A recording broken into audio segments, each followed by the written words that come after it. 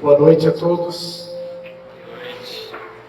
Estamos aqui reunidos no nome do Pai, do Filho e do Espírito Santo para celebrar o matrimônio de Ariel e de Jéssica.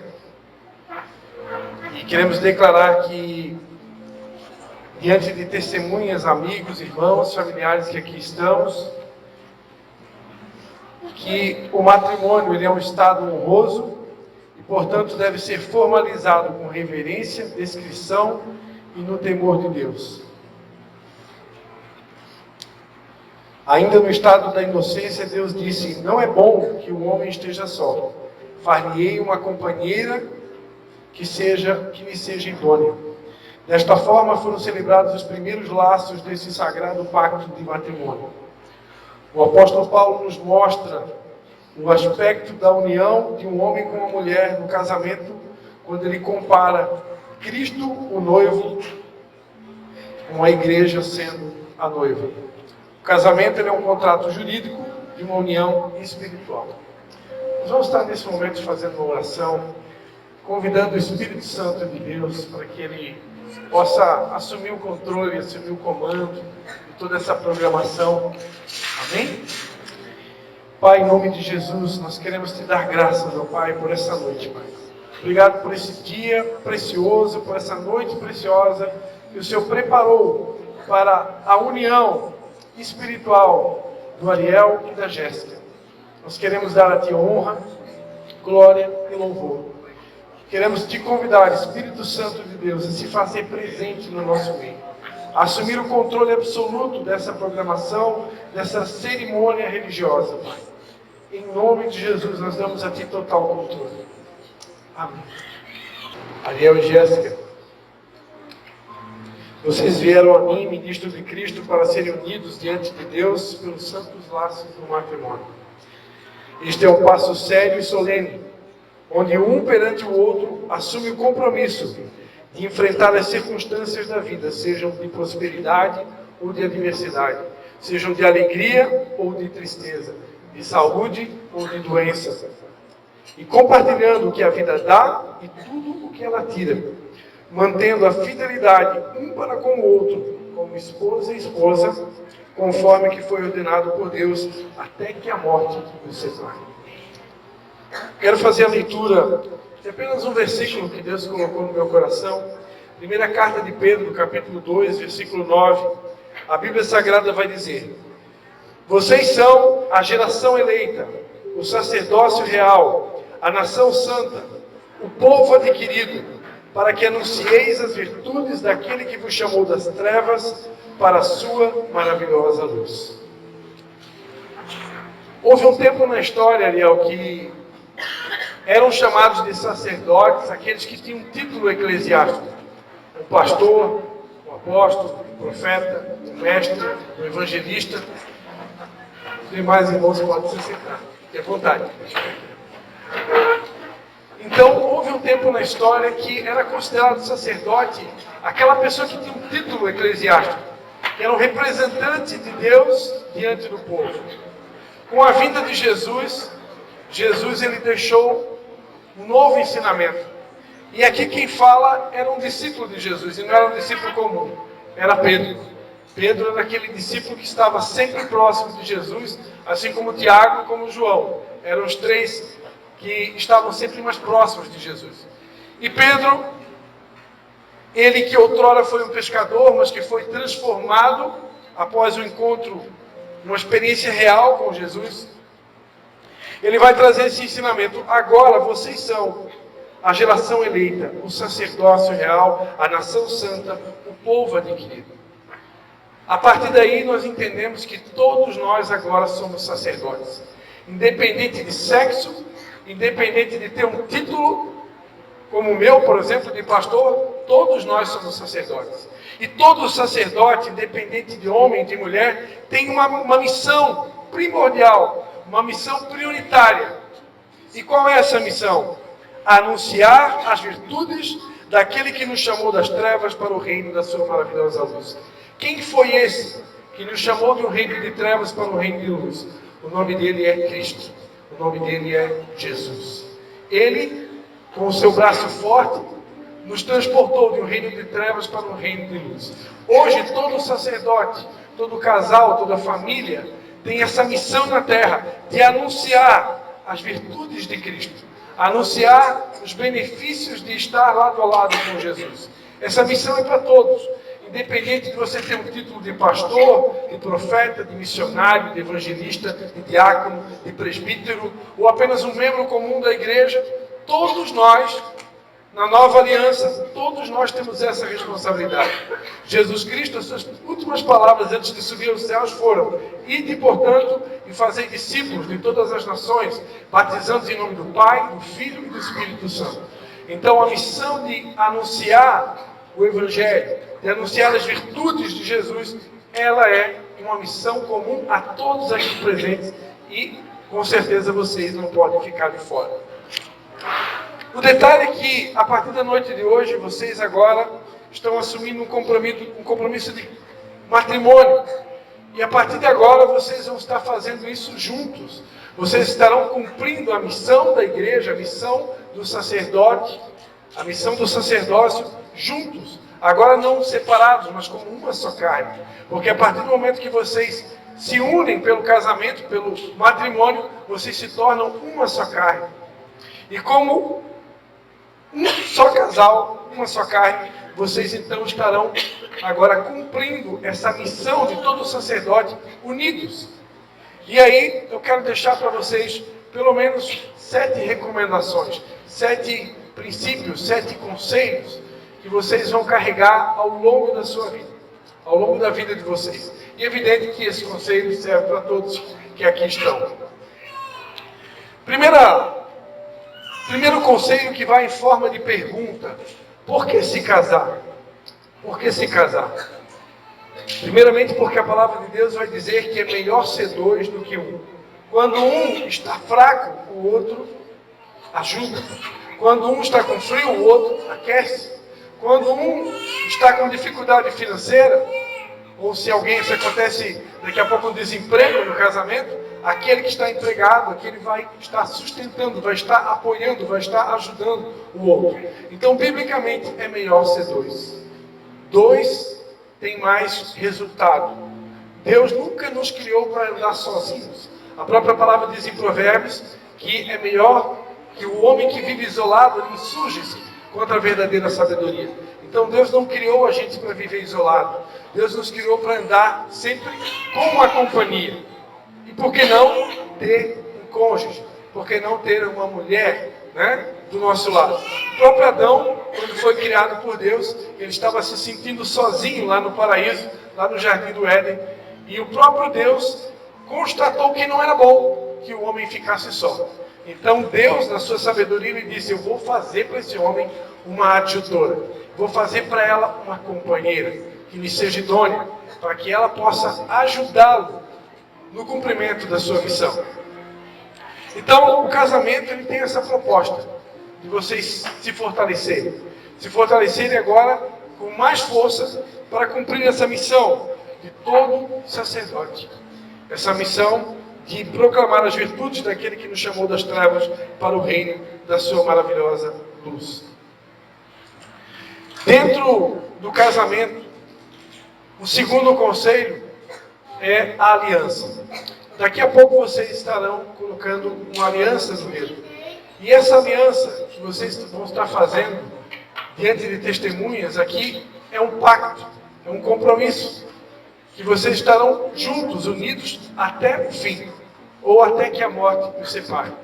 O nosso Deus, ele é um Deus de aliança. Por isso nós temos na Bíblia, a antiga aliança, a nova aliança. Deus é um Deus de pactos.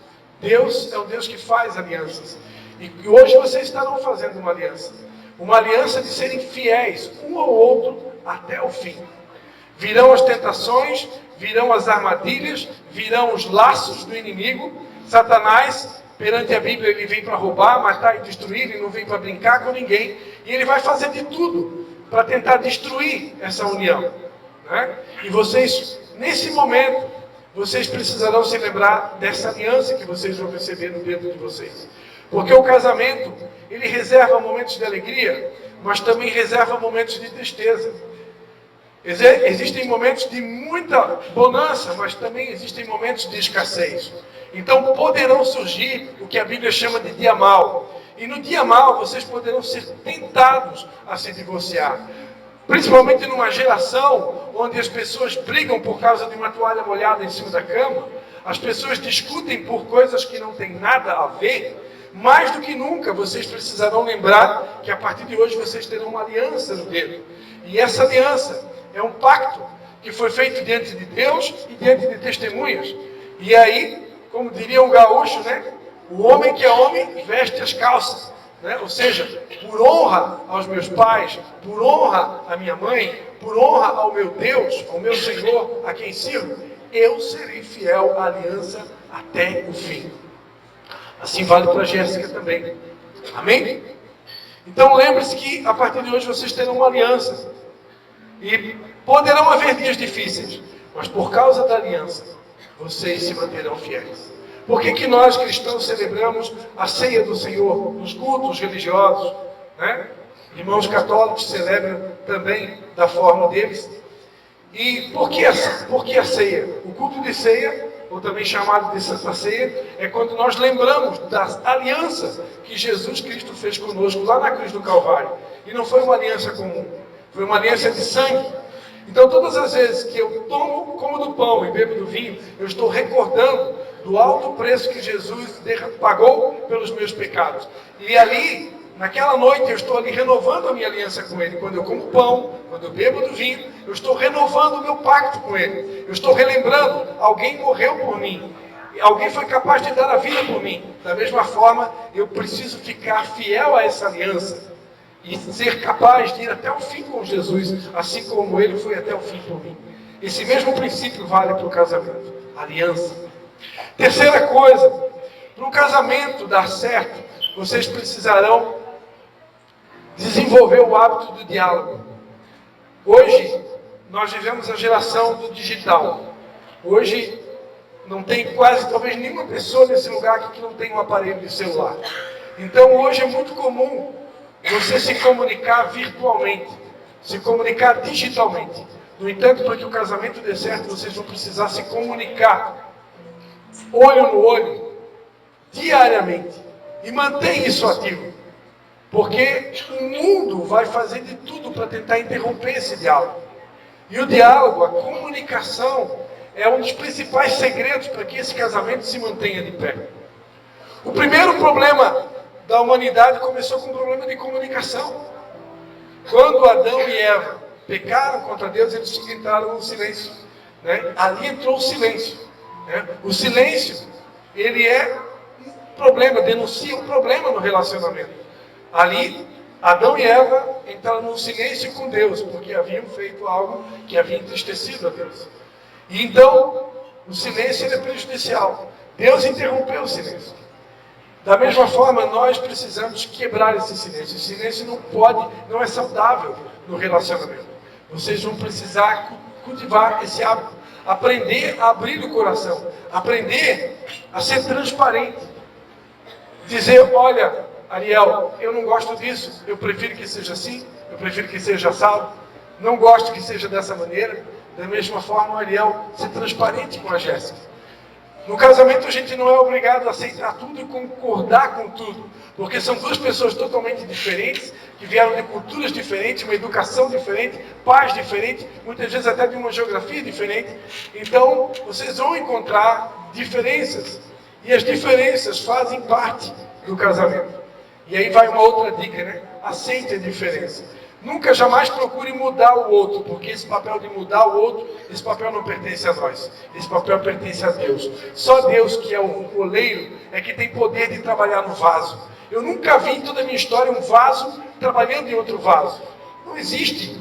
Somente o oleiro pode trabalhar no vaso. Então não tente você moldar a Jéssica e nem tente a Jéssica moldar o Ariel. Porque o único que tem essa habilidade para moldar o vaso é Deus. Então o que vale é a comunicação, é o diálogo. Vocês precisam abrir o coração, se comunicar, mas é o Espírito Santo que convence o homem do pecado, da justiça e do juízo, é que vai convencer cada um, ao longo do tempo dos processos do casamento, a fazer as mudanças que precisarão acontecer para que o casamento se sustente ao longo dos anos. Amém? Número 4, não esqueça que a célula principal, a partir de hoje, de vocês é a família. A família é a célula principal. A partir de hoje, vocês estão constituindo uma família. Vocês agora são uma nova família. Os pais de vocês vão se tornar familiares. Irmãos de vocês vão se tornar familiares. Vocês agora hoje constituem uma nova família. Se vierem os filhos, então esses filhos farão parte da família de vocês. E vocês devem guardar isso com unhas e dentes. A família de vocês, a partir de hoje, é o que tem de mais precioso para vocês. No casamento, existem papéis do homem e papéis da mulher. Eu vou deixar apenas um para cada um nessa noite. Todos esses conselhos, eu já comuniquei ao Ariel, você encontra ali no meu canal do YouTube, tem uma playlist de aconselhamento matrimonial. Então são praticamente 8 horas de duração para cada item desse que estou falando aqui. 1 hora de duração. Mas vocês podem pesquisar em casa com calma. Aqui eu vou dar só uma palhinha. Papel número 1 do Ariel. A palavra de Deus diz em Efésios que o marido deve amar a esposa como Cristo amou a igreja e assim mesmo se entregou por ela. Então, responsabilidade máxima do Ariel a partir de hoje é ser capaz de dar a sua vida pela Jéssica, assim como Cristo foi capaz de dar a sua vida pela igreja. Nesse mesmo texto de Efésios, a palavra de Deus vai falar sobre o respeito. O respeito que a mulher deve ter pelo marido. Hoje nós vivemos um tempo onde que essa palavra respeito ela meio que se perdeu. Os filhos não têm muito mais respeito pelos pais. Às vezes o cônjuge não tem respeito pelo outro cônjuge. Eu sou de uma época que para entrar na casa do meu avô e da minha avó, a gente tirava o sapato na porta da casa, dava bênção vó, bênção vô, beijava a mão do vô, beijava a mão da avó, tirava o sapato e entrava dentro de casa. Hoje isso se perdeu. Hoje não se dá mais bênção vó, não tem mais bênção vô. Honrar pai e mãe, que é um mandamento na Bíblia Sagrada, para algumas pessoas parece até que foi um escape da Bíblia, mas continua sendo um mandamento. E o respeito é imprescindível para que o casamento fique de pé.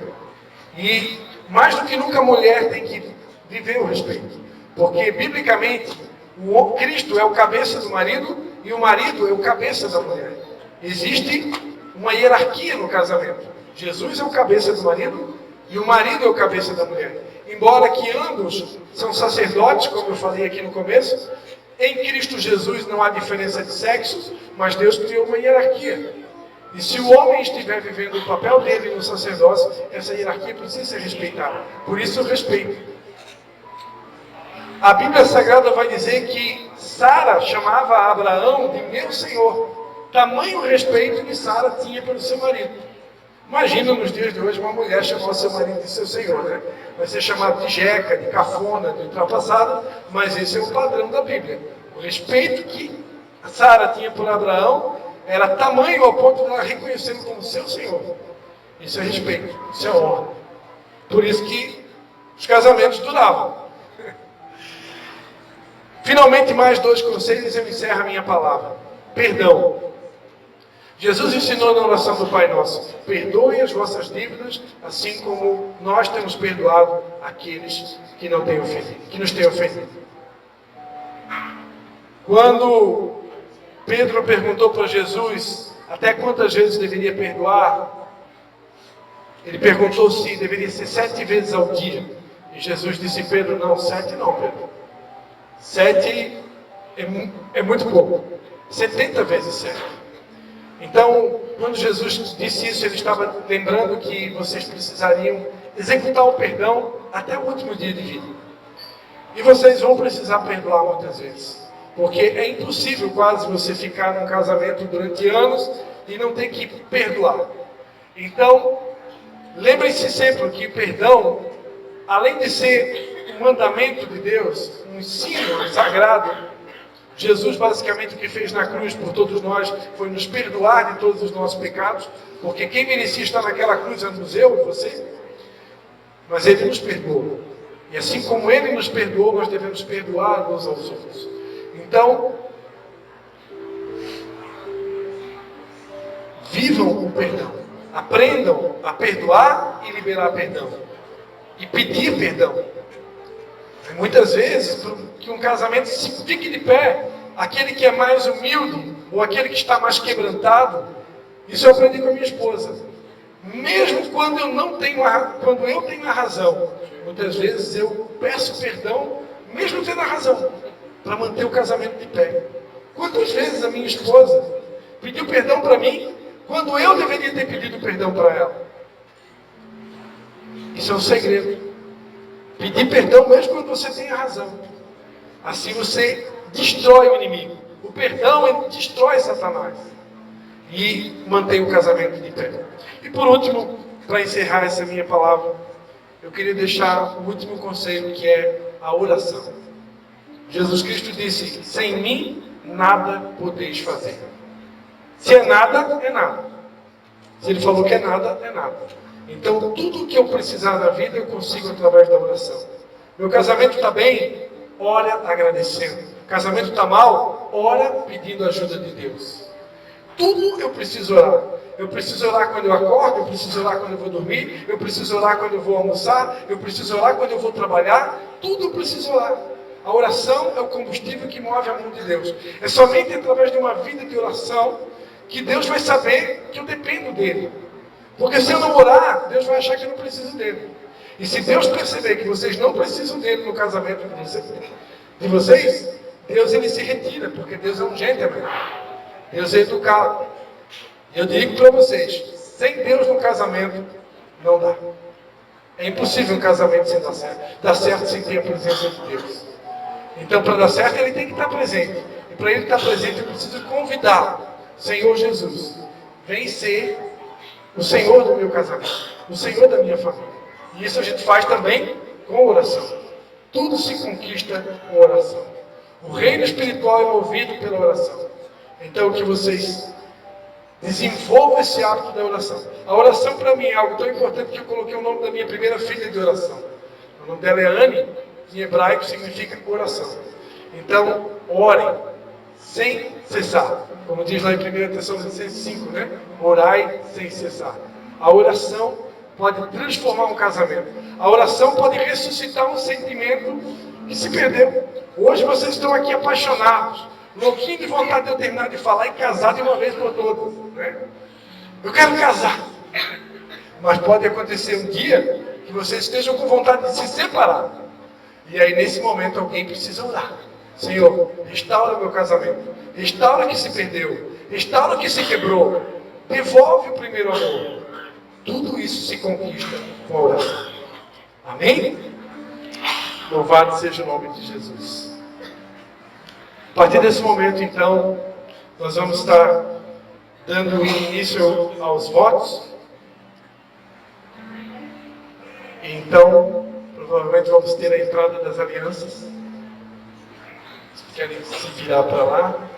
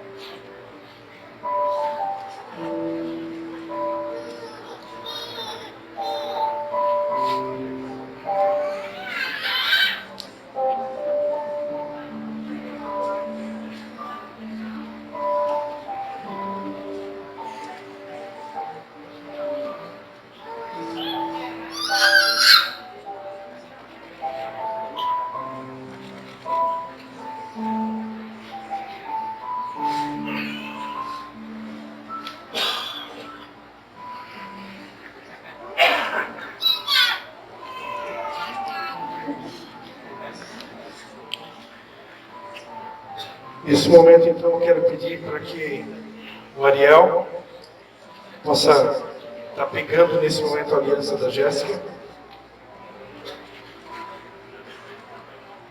Eles estarão fazendo os votos nesse momento.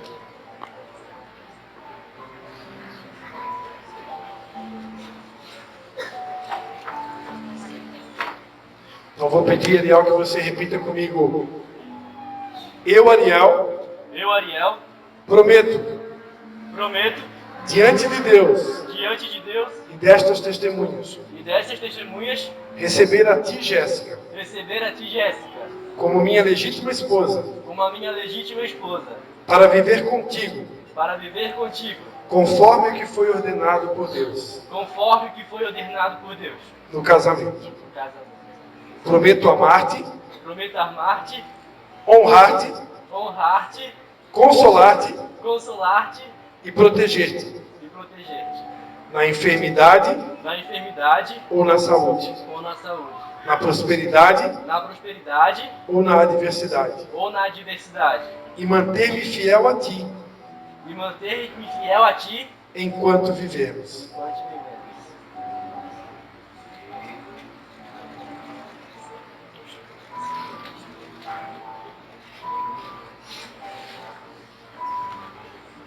Jéssica.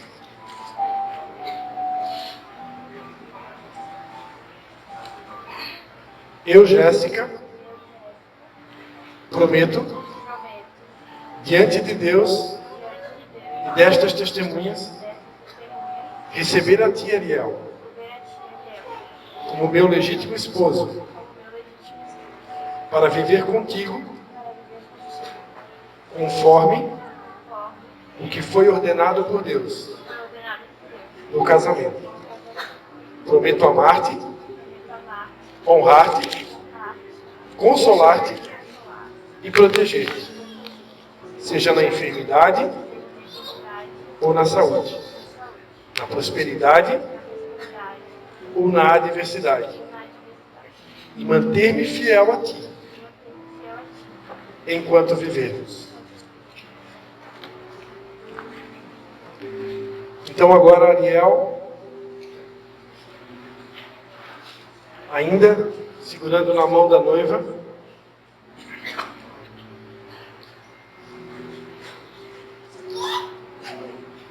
com a mão ainda na aliança, você vai dizer assim: usando essa aliança como símbolo de nossa união, eu me caso contigo, unindo a ti o meu coração e a minha vida. Que esta aliança seja o símbolo puro e imutável do nosso amor. Agora, Jéssica repetindo então, usando esta aliança como símbolo de nossa união, eu me caso contigo, unindo a ti o meu coração e a minha vida. Que esta aliança seja o símbolo puro e imutável do nosso amor. Amém? Eu quero convidar agora, a partir desse momento, se tiver mais alguma autoridade aqui presente, mais algum pastor, os pais do noivo e da noiva, eu quero convidar que venham aqui na frente. Nesse momento nós estaremos orando por essas alianças.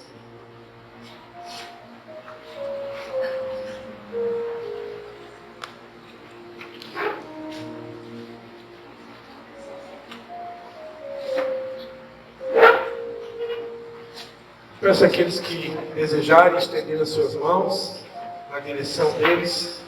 Nós queremos abençoar essas alianças.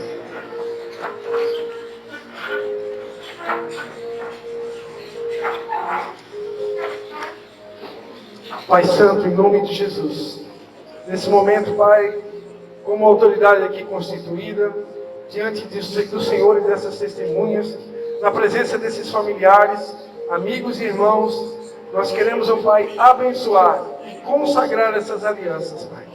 Que elas sejam verdadeiramente o símbolo dessa união. Como foi dito aqui, até que a morte os separe, Senhor. Nós abençoamos essa aliança, que representa o pacto da união desse relacionamento. E te pedimos que, assim como essas alianças não têm fim, que esse pacto seja inquebrável, para a glória do nome de Jesus. Amém. Aleluia.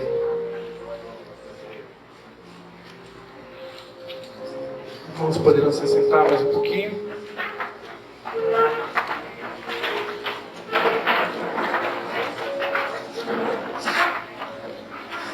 Então, visto que Ariel e Jéssica consentiram ambos em ingressar no estado de matrimônio, diante de Deus e das testemunhas aqui presentes, conforme as leis que regem o nosso país, inclusive eles já tiveram a oportunidade de casar no civil, ainda ontem, né? Havendo ambos dado e empenhado a sua fé e a palavra um ao outro, o que manifestaram perante a união das mãos, eu os declaro marido e mulher, casados em nome do Pai, do Filho e do Espírito Santo. Amém. Glória a Deus.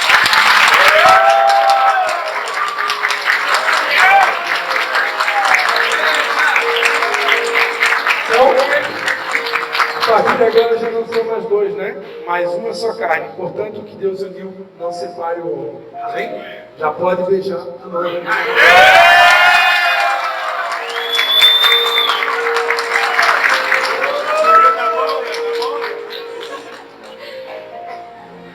Então, estendendo novamente a sua mão na direção deles, nós queremos fazer a bênção final e agradecer a Deus por esse momento tão especial na vida do Ariel e da Jéssica. Que o amor do Deus e Pai, o Filho e o Espírito Santo os abençoe e os guarde. Que o Senhor faça resplandecer o seu rosto sobre vocês e tenha misericórdia de vocês. Que o Senhor sobre vocês levante o seu rosto e lhes dê a paz. Pode dar mais uma salva de palmas a Jesus.